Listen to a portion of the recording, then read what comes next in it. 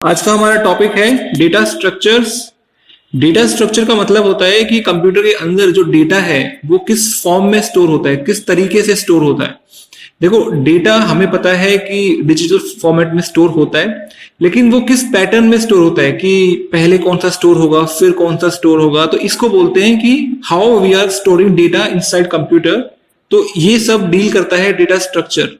तो data structure के बहुत सारे टाइप्स होते हैं, तो हर टाइप के हिसाब से डेटा अलग अलग तरीके से स्टोर होता है। तो जब आप नीचे हम लोग जब डिफरेंट टाइप्स पढ़ेंगे तो आपको समझ में आ जाएगा कि किस किस तरीके से हम कंप्यूटर के अंदर डेटा स्टोर कर सकते हैं। फॉर एग्जांपल, आप लोगों ने 11th क्लास में लिस्ट पढ़े होंगे, लिस्ट, टपल्स, डिक्शनरी। तो उनमें क्या था कि डेटा स्टोर करने के तरीके अलग अलग थे। अगर मैं लिस्ट की बात करूं तो लिस्ट के अंदर क्या था कि मल्टीपल डेटाज सीक्वेंस में स्टोर हो रहे थे, ठीक है, और हम उनके इंडेक्स के हिसाब से उनको यूज कर सकते हैं। रही बात डिक्शनरी की, डिक्शनरी में क्या हो रहा था, डिक्शनरी में इंडेक्स और डेटा एक साथ स्टोर हो रहे थे, ठीक है, अगर आपको याद हो डिक्शनरी में क्या होता है। इसके अलावा अगर मैं बात करूं एक वेरिएबल की, तो वेरिएबल के अंदर हम सिंगल डेटा स्टोर कर सकते हैं। जैसे मैंने लिखा a = 5, तो a के अंदर 5 स्टोर होगा। वेरिएबल के अंदर हम लोग डेटा जो है वो एक सिंगल डेटा स्टोर कर सकते हैं, जबकि लिस्ट के अंदर हम मल्टीपल डेटा स्टोर कर सकते हैं। वहीं डिक्शनरी के अंदर भी हम मल्टीपल स्टोर कर सकते हैं, लेकिन उसका इंडेक्स साथ में स्टोर होता है। तो इस तरीके से हम डेटा को अलग अलग टाइप से अलग अलग फॉर्म में स्टोर कर सकते हैं।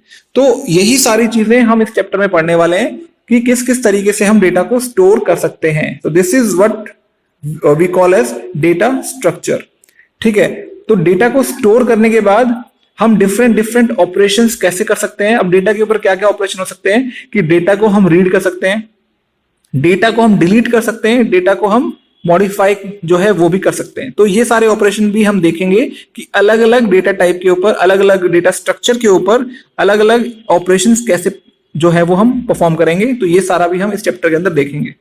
बच्चों के माइंड में एक डाउट रहता है कि डेटा टाइप और डेटा स्ट्रक्चर सेम चीज ही होंगी। वो इस चीज में कंफ्यूज हो जाते हैं कि data structure is not data type, data type अलग होता है। डेटा टाइप का मतलब होता है कि आप जो डेटा स्टोर कर रहे हो वो किस टाइप का है। आपने डेटा जो है वो इंटीजर स्टोर किया है, आपने वो डेसिमल वाला स्टोर किया है, आपने कोई स्ट्रिंग स्टोर की है, तो उसके हिसाब से आपके डेटा टाइप्स होते हैं कि आप डेटा जो है वो किस टाइप का स्टोर कर रहे हो, ठीक है। फॉर एग्जाम्पल, जैसे अगर आप एक वेरिएबल के अंदर आपने इंटीजर वैल्यू स्टोर की है, आपका वेरिएबल जो है वो इंटीजर टाइप का है, तो उसके अंदर आप डेसिमल वाला डेटा स्टोर नहीं होगा। और अगर आपका जो वेरिएबल है वो इंटीजर टाइप का है, तो उसके अंदर जो है वो आप स्ट्रिंग वाली वैल्यूज जो है वो स्टोर नहीं कर पाओगे। और अगर आपका डेटा जो है आपका वेरिएबल जो है वो स्ट्रिंग टाइप का है, तो उसके ऊपर आप न्यूमेरिकल जो ऑपरेशंस होते हैं ना, प्लस, मल्टीप्लिकेशन, डिवीजन, वो सब नहीं कर पाओगे। तो इस तरीके से आपको जिस टाइप का डेटा चाहिए होता है उसी का हम डेटा टाइप उसको अलोकेट कर देते हैं। वहीं अगर मैं बात करूं डेटा स्ट्रक्चर की, तो डेटा स्ट्रक्चर हमें यह बताता है कि हम डेटा को जब स्टोर करेंगे तो वो किस तरीके से स्टोर करेंगे, राइट। जैसे इसमें एग्जांपल दिया हुआ है कि कुछ डेटा स्ट्रक्चर के एग्जांपल्स हैं इसी स्लाइड के अंदर, जिसमें एक दिया हुआ है मेरा जिसका नाम है स्टैक। स्टैक जो होता है वो डेटा को इस तरीके से स्टोर करता है कि एक डेटा के ऊपर दूसरा डेटा, उसके ऊपर तीसरा डेटा। जैसे आप कभी शादियों में जब गए होंगे तो वहां पे प्लेट्स रखी होती है ना, तो प्लेट्स क्या होती है, एक के ऊपर एक रखी होती है, तो उसको हम बोलते हैं एक स्टैक है वो, ठीक है। क्यों उसको स्टैक क्यों बोलते हैं कि स्टैक का जो ऑपरेशन होता है ना वो होता है लास्ट इन फर्स्ट आउट, जिसको बोलते हैं LIFO. Last in first out का मतलब ये है कि जो प्लेट सबसे लास्ट में आएगी, अब जब हम प्लेट्स को रखेंगे एक के ऊपर एक, तो सबसे लास्ट वाली प्लेट सबसे ऊपर होगी, और जब लोग प्लेट को उठाना शुरू करेंगे तो भी ऊपर से ही उठाएंगे, ठीक है। तो लास्ट इन जो सबसे लास्ट में आएगा, फर्स्ट आउट सबसे पहले बाहर जाएगा। तो इस तरीके से हम डेटा को स्टोर कर सकते हैं। वहीं दूसरा जो एग्जांपल दिया हुआ है वो है क्यू का। क्यू आप सब लोगों ने देखी है कि बस स्टॉप हो या किसी सिनेमा हॉल के बाहर लाइन लगी हो, ठीक है। तो वहां पे क्या होता है, वहां पे एक क्यू बनी होती है, उसको लाइन भी हम लोग बोल सकते हैं, लेकिन यहाँ पे कंप्यूटर की लैंग्वेज है उसको हम क्यू बोलेंगे, ठीक है। तो क्यू में क्या होता है, कैसे ऑपरेशन होता है कि जो डेटा सबसे पहले आया होता है, जैसे जो लोग सबसे पहले आए होते हैं वो लाइन में सबसे आगे लगते हैं, और जो नए लोग आते हैं ना वो लाइन के पीछे से ऐड होना शुरू करते हैं, और सबसे पहले नंबर उनका आता है जो लाइन में सबसे आगे होते हैं। ठीक है, तो इसका मतलब क्या है कि फर्स्ट इन फर्स्ट आउट। तो आपकी क्यू जो है ना वो फीफो ऑपरेशन पे वर्क करती है, फर्स्ट इन फर्स्ट आउट, जो पहले आएगा वो पहले बाहर जाएगा। वहीं अगर मैं स्टैक की बात करूं तो उसमें क्या था, लास्ट इन फर्स्ट आउट, जो लास्ट में आएगा वो पहले जाएगा। तो इस तरीके से डिफरेंट डिफरेंट डेटा स्ट्रक्चर्स होती हैं और उनके अंदर डेटा को स्टोर करने का जो पैटर्न होता है वो अलग अलग होता है। तो यही सारे पैटर्न्स जो हैं वो हम लोग इस चैप्टर के अंदर देखेंगे। डेटा स्ट्रक्चर जो है बेसिकली हमारी दो टाइप के अंदर हम उसको डिफाइन कर सकते हैं। एक है हमारी सिंपल डेटा स्ट्रक्चर, एक है हमारी कॉम्प्लेक्स डेटा स्ट्रक्चर। ये जो चीज है ना आप यहां से समझिए, इस डायग्राम से समझिए। तो डेटा स्ट्रक्चर जो है उसको हम दो तरीके से डिफरेंशिएट कर सकते हैं, एक होती है सिंपल, एक होती है कॉम्प्लेक्स। सिंपल डेटा स्ट्रक्चर में जैसे आपने अभी तक पढ़े थे ना, डेटा टाइप्स जो होते हैं इंटीजर, कैरेक्टर, फ्लोट, ठीक है, बुलियन, ये सारे, इसके अलावा लिस्ट हो गई, आपकी लिस्ट आपने पढ़ा था। तो ये सारी चीजें आती है किसमें, सिंपल डेटा स्ट्रक्चर के अंदर। वहीं हमारा जो कॉम्प्लेक्स जो है इसका जो डेटा स्ट्रक्चर का दूसरा टाइप है कॉम्प्लेक्स। कॉम्प्लेक्स के भी दो अलग से हम उसको डिफरेंशिएट कर सकते हैं कि कॉम्प्लेक्स के भी दो पार्ट होते हैं, एक होता है लीनियर, एक होता है नॉन लीनियर। लीनियर का मतलब होता है कि एक सीक्वेंस में, मतलब आपका जो डेटा है ना वो एक सीक्वेंस में स्टोर होगा कि एक के बाद एक, एक के बाद एक, उसको बोलेंगे हम linear data structure. Non linear में क्या होता है कि जो डेटा है वो एक सीक्वेंस में स्टोर नहीं होता है, राइट, वो रैंडमली किसी भी सीक्वेंस में स्टोर हो सकता है। ऐसा नहीं होगा कि डेटा एक के बाद एक होगा। ये हो सकता है कि आपने पहला डेटा रीड किया, पहले के बाद पांचवा आ गया, तो इसको बोलते हैं नॉन लीनियर, जो एक सीक्वेंस में नहीं होते। ठीक है, सबसे पहले बात करें लीनियर की, तो लीनियर के एग्जांपल्स हैं हमारे स्टैक, क्यू और लिंक लिस्ट। स्टैक और क्यू हमने अभी डिस्कस किया था, लिंक लिस्ट हम लोग नीचे डिस्कस करेंगे। ठीक है, इसके अलावा नॉन लीनियर जो है, नॉन लीनियर के भी दो टाइप्स हैं हमारे, एक है ट्री, एक है ग्राफ। ठीक है, ट्री एंड ग्राफ। तो ट्री और ग्राफ भी हम लोग नीचे डिस्कस करेंगे। सबसे पहले हम लोग बात करते हैं लीनियर लिस्ट की। तो लिस्ट वही है जो आप लोगों ने 11th में पढ़ा था, उसी को यहाँ पे लीनियर लिस्ट बोल रहे हैं। ठीक है, लिस्ट में क्या होता है कि हम डिफरेंट डिफरेंट जो डेटाज हैं उसको स्टोर कर सकते हैं एक ही लिस्ट के अंदर। एक ही लिस्ट में हम बहुत सारे डेटास को स्टोर कर सकते हैं और उन डेटा को एक्सेस करने के लिए हम उसका इंडेक्स नंबर यूज करेंगे। फॉर एग्जाम्पल, मैंने एक लिस्ट क्रिएट की है जिसका नाम है माई लिस्ट। तो माई लिस्ट का जो पहला एलिमेंट होगा वो इंडेक्स 0 पे स्टोर होगा। तो उसको एक्सेस करने के लिए मैं सबसे पहले लिस्ट का नाम लिखूंगा, जैसे कि माई लिस्ट है, उसके बाद स्क्वायर ब्रैकेट्स के अंदर जो इंडेक्स नंबर है वो लिखूंगा। तो जो मेरा पहला जो डेटा है वो इंडेक्स 0 पे स्टोर है, तो उसको एक्सेस करने के लिए मैं लिखूंगा माई लिस्ट ब्रैकेट्स के अंदर 0।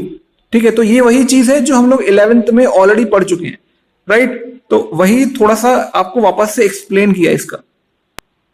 तो सबसे पहले हम लोग डिस्कस करते हैं स्टैक के बारे में। स्टैक हमने थोड़ा सा अभी डिस्कस किया था जब ये चैप्टर स्टार्ट हुआ था, फिर से मैं आपको एक बार रिवाइज एक बार कर लेते हैं, जिसमें स्टैक क्या होता है। स्टैक में सबसे इंपॉर्टेंट होता है टॉप, राइट, क्योंकि इंसर्शन भी टॉप पे ही होता है और डिलीशन भी टॉप पे ही होता है। मतलब आपका जो नया एलिमेंट आएगा उसकी एंट्री टॉप पे होगी और जो एलिमेंट आप डिलीट करोगे, हटाओगे, उसकी भी डिलीशन टॉप से ही होगा। इसको बोलते हैं LIFO operation, last in first out. जो सबसे लास्ट में आएगा वो सबसे पहले जाएगा वापस। ठीक है, तो स्टैक का अगर मैं रियल लाइफ एग्जांपल्स आपको बताऊं, जो मैंने आपको अभी एग्जांपल दिया भी था कि एक प्लेट्स रखी हुई है एक के ऊपर एक, ठीक है, वो स्टैक का एग्जांपल है। बैंगल्स रखे हुए हैं एक के ऊपर एक, बुक्स रखी हुई है एक के ऊपर एक। तो उसमें क्या होता है कि बुक्स जो हैं आप सबसे पहले ऊपर वाली बुक को हटाओगे और नई बुक जो आप रखोगे स्टैक में तो वो भी सबसे ऊपर रखी जाएगी।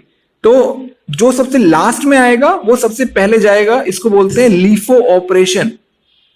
इसके अलावा कंप्यूटर की मैं बात करूं तो कंप्यूटर के अंदर स्टैक का सबसे बेस्ट एग्जांपल है अंडू ऑपरेशन। जैसे आप वर्ड के अंदर कोई भी चीज टाइप करते हो, ठीक है, आपसे मान लो वो गलत हो गया तो आप क्या करते हो, कंट्रोल जेड कर देते हो। Control Z is for undo, ठीक है। अंडू का मतलब क्या होता है कि जो आपने अभी अभी जो चेंजेस किए हैं वो हट जाएं।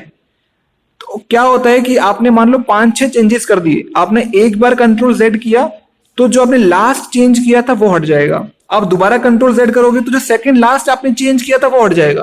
तो ऐसे क्या होगा कि जो आप चेंज करते रहते हो ना, वो स्टैक के टॉप पे लगता रहता है, और जैसे ही आप कंट्रोल जेड करोगे तो स्टैक के टॉप पे जो होगा, जो आपने रिसेंटली चेंज किया है, वो सबसे पहले आपका वहां से हट जाएगा।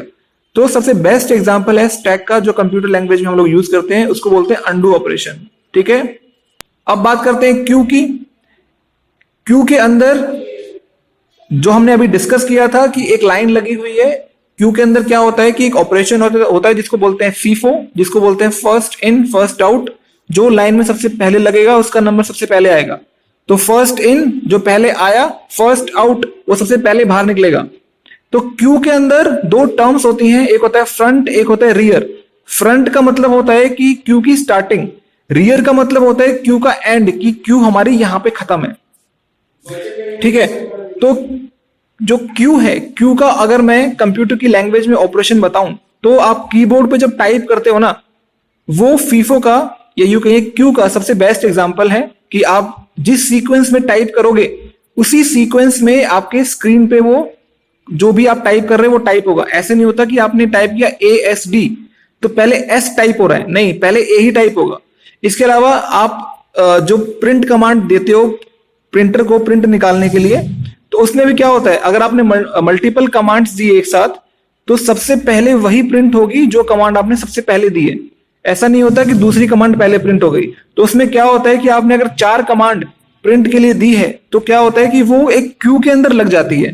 तो जो कमांड सबसे पहले आएगी उसका प्रिंट सबसे पहले निकलेगा, राइट।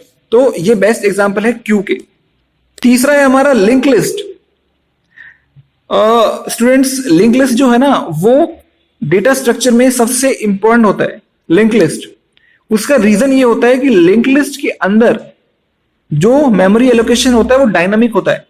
डायनामिक का मतलब होता है एट रन टाइम, मतलब हमने जब प्रोग्राम को रन किया उस टाइम पे हम लोग जितना भी मेमोरी हमें एलोकेट करनी है उतनी मेमोरी हम लोग एलोकेट कर सकते हैं। देखो, डायनामिक एलोकेशन और स्टैटिक एलोकेशन में डिफरेंस क्या होता है ये देखो। स्टैटिक एलोकेशन का मतलब होता है कि आपने पहले ही एक मेमोरी का ब्लॉक एलोकेट कर दिया, ठीक है। अब उसके अंदर मान लो उतनी एंट्रीज नहीं हुई जितनी आपने मेमोरी एलोकेट कर दी, तो क्या हुआ कि वो मेमोरी जो है वो आपकी वेस्ट हो गई। फॉर एग्जाम्पल, आप लोगों ने एक नया कंप्यूटर खरीदा, उसमें आपने 3 ड्राइव बना ली। आपने बोला कि ई ड्राइव के अंदर मैं सिर्फ गेम्स जो है वो स्टोर करूंगा, उसके अलावा कुछ स्टोर नहीं करूंगा। तो उससे क्या होगा कि आपने गेम स्टोर किए, ठीक है। गेम स्टोर करने के बाद आपकी जो ड्राइव है वो मान लो उतनी फुल नहीं हुई, आपकी 100 GB की ड्राइव थी, उसमें से सिर्फ 10 GB के गेम आए, बाकी जो ड्राइव आपकी खाली पड़ी हुई है। वहीं आपकी जो दूसरी ड्राइव है, F ड्राइव है मान लो, उसके अंदर आपने मूवी स्टोर की हुई है, आपने उसको भी 500 GB दिया हुआ है, वो आपकी 500 GB भर गई। उसके अलावा आपको नई मूवीज जो है वो स्टोर करनी है अपने कंप्यूटर के अंदर, तो अब F ड्राइव के अंदर तो आएगी नहीं, है ना। तो इन ड्राइव्स को समझो कि एक आपने डेटा टाइप एलोकेट किया हुआ है, आपको F ड्राइव के अंदर ही मूवी डालनी है, लेकिन F ड्राइव के अंदर स्पेस खाली नहीं है, लेकिन E ड्राइव के अंदर स्पेस खाली है। अब ये सोचो कि वो जो स्पेस E ड्राइव के अंदर खाली है वो अगर F को एलोकेट हो जाए, F को मिल जाए, तो इससे अच्छी कोई बात नहीं हो सकती। इसी को बोलते हैं डायनामिक एलोकेशन। क्या होता है कि इनिशियली पूरा स्पेस खाली होता है, कोई एलोकेशन नहीं होता है कि ये वाली जो मेमोरी है ये इसको मिली है, ये इसको मिली है। तो जो हमारी लिंक लिस्ट है इसके अंदर इनिशियली कोई भी मेमोरी लीनियर लिस्ट को एलोकेटेड नहीं होती है। जैसे ही मुझे नया एलिमेंट स्टोर करना है, मैं एक मेमोरी का ब्लॉक, एक छोटा सा ब्लॉक एलोकेट करूंगा और उसके अंदर स्टोर कर लूंगा, ठीक है। तो इससे फायदा क्या होगा कि अगर मुझे 10 एलिमेंट स्टोर करने हैं लिंक लिस्ट के अंदर, तो मैं सिर्फ 10 एलिमेंट्स का स्पेस ही ऑक्यूपाई करूंगा। ऐसा नहीं होगा कि मुझे करने तो 10 एलिमेंट स्टोर है और मैंने 100 एलिमेंट्स का स्पेस ऑक्यूपाई किया हुआ है। तो इसको बोलते हैं डायनामिक एलोकेशन, मतलब रन टाइम पे जितनी मेमोरी की रिक्वायरमेंट है उतनी ही मेमोरी हम इसको अलोकेट कर देंगे। इनिशियली हम कोई भी मेमोरी इसको अलोकेट नहीं करेंगे। हमने लीनियर लिस्ट की बात की थी या स्टैक या क्यू की बात की थी, तो इनके अंदर क्या हो रहा था कि हम लोग जो डेटा स्टोर कर रहे थे वो एक सीक्वेंस में स्टोर कर रहे थे कि पहला डेटा एक लोकेशन पे है तो अगला डेटा जो है वो उससे नेक्स्ट लोकेशन पे होगा। लेकिन लिंक लिस्ट के अंदर ऐसा नहीं होता है। लिंक लिस्ट के अंदर हमारा जो डेटा है वो कॉन्टिन्यूस लोकेशंस पे स्टोर नहीं होता है। उसका रीजन अभी हमने डिस्कस किया था कि जैसे ही मुझे नई स्पेस की रिक्वायरमेंट होगी और वो स्पेस कहीं पे भी अवेलेबल होगा वही स्पेस एलोकेट हो जाएगा। ओके, तो लिंक लिस्ट कैसे होती है कि इसमें सबसे पहले एक पॉइंटर होता है जिसको बोलते हैं स्टार्ट।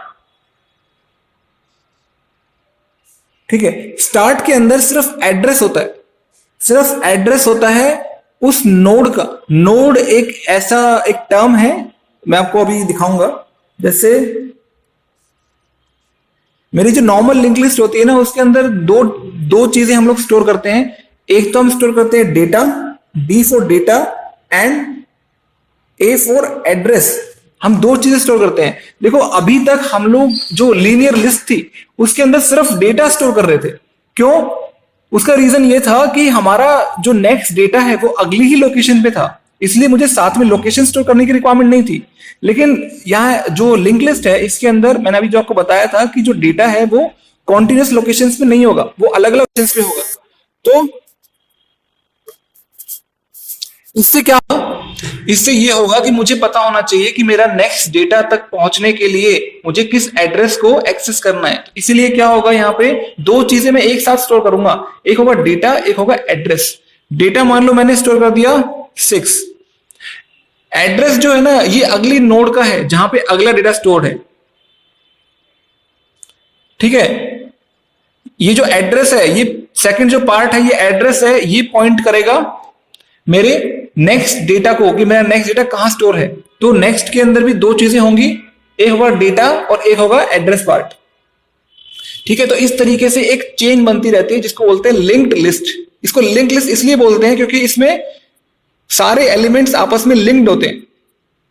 और जो हमारा लास्ट एलिमेंट होता है, क्योंकि लास्ट एलिमेंट के आगे तो कुछ है नहीं, तो लास्ट एलिमेंट जो है उस पर एड्रेस नहीं होता है। क्रॉस का मतलब कि उसके अंदर एड्रेस नहीं है, नल होता है उसके अंदर। नल का मतलब है कि मेरी लिंक लिस्ट जो है वो यहां पे खत्म हो गई है।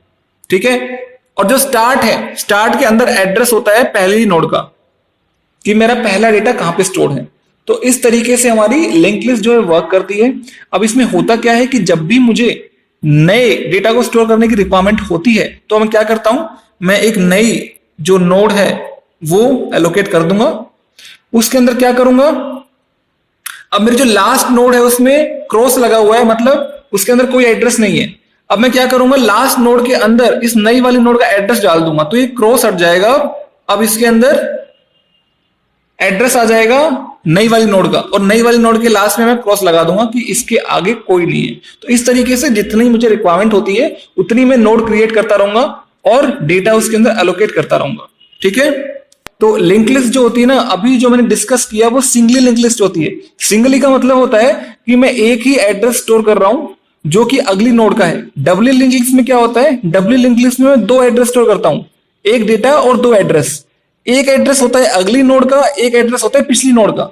ठीक है, तो ये चीजें हम लोग आगे जाके देखेंगे। अभी नेक्स्ट है मेरा ट्री। ट्री जो है हमने जैसे ऊपर अभी डिस्कस किया था कि ट्री हमारा नॉन लीनियर होता है। नॉन लीनियर का मतलब कि हमारा जो डेटा है ना वो एक सीक्वेंस में स्टोर नहीं होगा। राइट, ट्री जैसे एक फैमिली ट्री होता है उसी टाइप से है ये। तो एक होता है हमारा पेरेंट नोड, पेरेंट। अब पेरेंट क्या होता है, पेरेंट वो होता है जैसे आपके एंसेस्टर्स हैं वो पेरेंट होंगे, उसके नीचे फिर आपके दादा पापा। तो इस टाइप से जो ट्री बनता है ना, फैमिली ट्री, ऐसे ही हमारा डेटा भी स्टोर होता है यहाँ पे ट्रीज के अंदर। तो इसको बोलते हैं ट्री। अब क्या है कि ये हमारी नोड नंबर 1 जो है ये पेरेंट नोड है। अब इसके बाद मैं इसको भी एक्सेस कर सकता हूं, लेफ्ट वाली को मैं इसको राइट को भी एक्सेस कर सकता हूं। अब ये श्योरिटी नहीं है कि मैं लेफ्ट वाली करूंगा या राइट वाली करूंगा, और अगर मैं लेफ्ट वाली को एक्सेस करना स्टार्ट कर दिया तो राइट वाले पे पहुंचने के लिए मुझे वापस से ऊपर आना पड़ेगा। मान लो मैं 1 के बाद लेफ्ट वाली को एक्सेस कर रहा हूं, उसके बाद अगर मुझे राइट वाली को एक्सेस करना है तो मुझे वापस से 1 पे आना पड़ेगा। तो इसलिए इसको नॉन लीनियर बोलते हैं। क्यों? क्योंकि अगर मैंने एक साइड का एक्सेस करना स्टार्ट कर दिया तो राइट साइड का जो है वो एक्सेस मेरा उस सीक्वेंस में नहीं होगा, तो इसलिए इसको बोलते हैं non linear data structure. Next है हमारा ऑपरेशंस, कि हम कौन कौन से ऑपरेशंस परफॉर्म कर सकते हैं। ये हमने अभी डिस्कस किया था कि हम इंसर्शन कर सकते हैं, हमें कोई नया एलिमेंट ऐड करना है तो हम नया एलिमेंट ऐड कर सकते हैं, हम लोग डिलीशन कर सकते हैं, पुराने एलिमेंट में से मुझे कोई रिमूव करना है।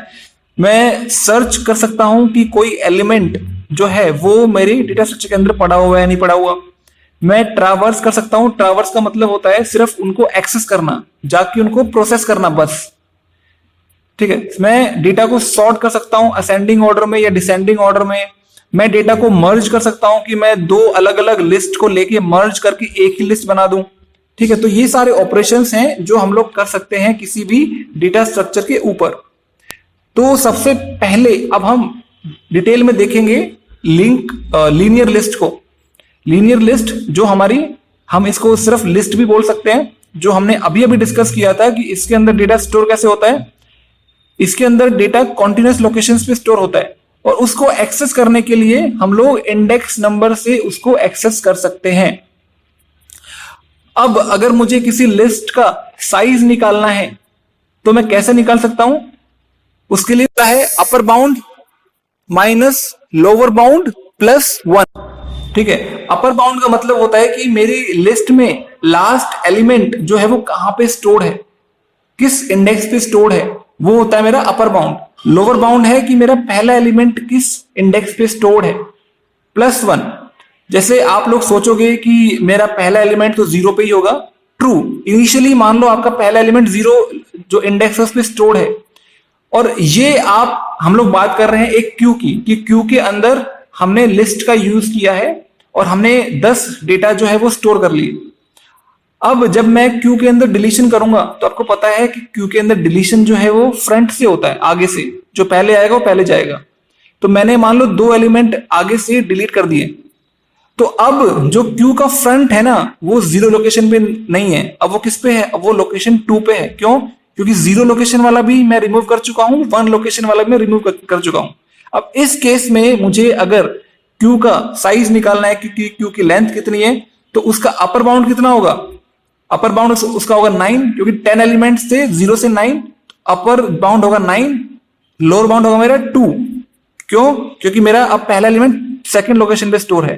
तो 9 माइनस 2 इज 7 प्लस 1 इज 8। तो मेरा फॉर्मूला हो गया, इसके हिसाब से मेरी लेंथ आ गई 8, ठीक है। तो इस तरीके से ये फॉर्मूला वर्क करता है मेरा। जो मेरी लीनियर लिस्ट है इसके अंदर कुछ ऑपरेशंस हैं जो मैं कर सकता हूं, जैसे सर्चिंग हमने अभी डिस्कस किया था। तो सर्चिंग के अंदर यहां पे मेरी 2 एल्गोरिथम्स हैं, एक है लीनियर सर्च, एक है बाइनरी सर्च। आई थिंक हम लोग लीनियर सर्च और बाइनरी सर्च 11th में डिस्कस कर चुके हैं, लेकिन हमारे यहाँ पे सिलेबस में है तो एक बार फिर से इसको डिस्कस कर लेते हैं। जिसको याद होगा वेल एंड गुड, जिसको याद नहीं होगा वो भी इसको एक बार अच्छे से देख लेगा। तो लीनियर सर्च का मतलब क्या होता है कि मेरे पास एक लिस्ट है, उसके अंदर मुझे कोई एलिमेंट सर्च करना है कि उसके अंदर प्रेजेंट है या नहीं है, ठीक है। मान लो मेरे पास 10 एलिमेंट है, उन 10 एलिमेंट्स में से मुझे ये सर्च करना है कि इसमें 5 है या नहीं है। तो उसके 2 तरीके हो सकते हैं, एक है लीनियर सर्च, एक है बाइनरी सर्च। सबसे पहले हम लोग डिस्कस कर रहे हैं लीनियर सर्च। लीनियर का मतलब एक सीक्वेंस में, ठीक है। मैं क्या करूंगा, लिस्ट का पहला एलिमेंट उठाऊंगा, उसको कंपेयर करूंगा 5 से कि वो 5 है या नहीं है। अगर वो 5 है तो मेरी सर्च जो है वो सक्सेस हो गई। अगर वो 5 नहीं है तो मैं क्या करूंगा, अगला एलिमेंट सर्च करूंगा, अगला एलिमेंट जो है उससे मैच करूंगा 5 को। तो ऐसे करते करते मैं 10 एलिमेंट को 5 से मैच करूंगा। अगर मेरा 5 मैच हो गया किसी एलिमेंट से तो इसका मतलब है कि 5 जो है वो मेरा प्रेजेंट है लिस्ट के अंदर। अगर मैच नहीं हुआ तो प्रेजेंट नहीं है। तो इतना इजी है हमारा लीनियर सर्च। अब इसके अंदर देखो, अगर मैं बात करूं, इसके अंदर 3 केसेस हो सकते हैं, एक है बेस्ट केस, एक है वर्स्ट केस और एक है हमारा एवरेज केस। बेस्ट केस क्या होगा कि जो एलिमेंट मैं सर्च कर रहा हूं वो पहली ही पोजीशन पे है, समझ में आया? बेस्ट केस क्या है कि जो मैं सर्च कर रहा हूं सबसे पहली पोजीशन में मुझे मिल गया, मुझे आगे सर्च करना ही नहीं पड़ा। मान लो मेरे पास 1000 एलिमेंट्स हैं, उसमें से मुझे कोई एक एलिमेंट सर्च करना है। अब वो एलिमेंट मेरा पहले ही पोजीशन पे मिल गया, तो मुझे बाकी के 999 एलिमेंट्स को सर्च नहीं करना पड़ा। तो ये होता है ना बेस्ट केस। वर्स्ट केस होता है कि जो मैं सर्च कर रहा हूं ना वो बिल्कुल लास्ट पोजीशन में मिला मुझे, कि जो मैं सर्च करना चाह रहा हूं 1000 एलिमेंट्स में से वो एलिमेंट 1000 वाली लोकेशन पे पड़ा हुआ है। तो ये होता है वर्स्ट केस। एवरेज केस होता है कि जो एलिमेंट मैं सर्च कर रहा हूं वो मुझे कहीं बीच में मिला। जैसे 1000 एलिमेंट्स हैं तो मुझे 500 एलिमेंट्स के आसपास जाके मुझे वो एलिमेंट मिल गया जो मैं सर्च कर रहा हूं। तो ये 3 केसेस होते हैं। ओके, तो हम लोग जो है वो डिस्कस कर रहे हैं कि मुझे लीनियर सर्च जो है वो परफॉर्म करनी है, तो उसके लिए एक फंक्शन बनाया हुआ है। फंक्शन का नाम हमने रखा है एल सर्च। इसके अंदर हमने 2 एलिमेंट्स जो है वो इनपुट में दिए हैं, एक है ARR, इसके अंदर वो एलिमेंट्स हैं जिनमें से मुझे सर्च करना है, और एक है आइटम। आइटम वो एलिमेंट है जो मुझे सर्च करना है, ठीक है? तो आइटम वो है जो सर्च करना है, ARR वो है जिसके अंदर मुझे सर्च करना है। तो मैंने क्या किया, मुझे सर्च करना है स्टार्टिंग से लेके एंड तक, लेकिन मुझे ये नहीं पता कि जो ARR है, जो हमारा लिस्ट है या एरे है, उसके अंदर कितने एलिमेंट्स हैं। तो आपको याद होगा कि एक फंक्शन होता है जिसको बोलते हैं len, जो लेंथ कैलकुलेट करने के काम आता है।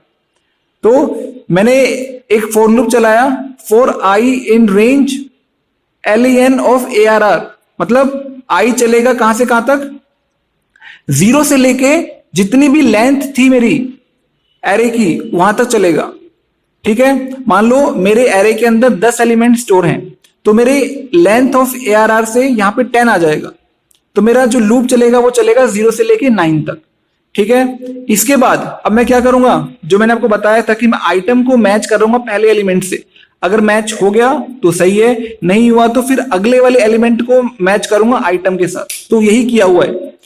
If equal to ARR of i, मतलब कि मेरा जो आइटम है जो मैं सर्च करना चाह रहा हूं वो इक्वल है पहले एलिमेंट के। i में क्या है, अभी 0 है, तो वो 0 के इक्वल है या नहीं है, ठीक है? जो 0 वाला एलिमेंट है उसके इक्वल है या नहीं है। अगर इक्वल आ गया तो मैं जो है कर दूंगा रिटर्न ट्रू। इसका मतलब है कि मेरा सर्च जो है वो सक्सेसफुल हो गया। अगर उसके इक्वल नहीं है तो मेरा फॉर लूप वापस से चलेगा। अब i में 0 की जगह हो जाएगा 1, फिर मैं मैच करूंगा item equal to ARR of 1, मतलब अब मैं सेकंड एलिमेंट को आइटम से कंपेयर कर रहा हूं। इस तरीके से मेरा लूप चलता रहेगा। अगर कोई एलिमेंट मैच हो गया तो मैं रिटर्न कर दूंगा ट्रू। अगर कोई भी एलिमेंट मैच नहीं हुआ तो फॉर लूप के बाहर आएगा वो और रिटर्न कर देगा फॉल्स, ठीक है? तो इस तरीके से हम लोग लीनियर सर्च जो है ये अप्लाई कर सकते हैं।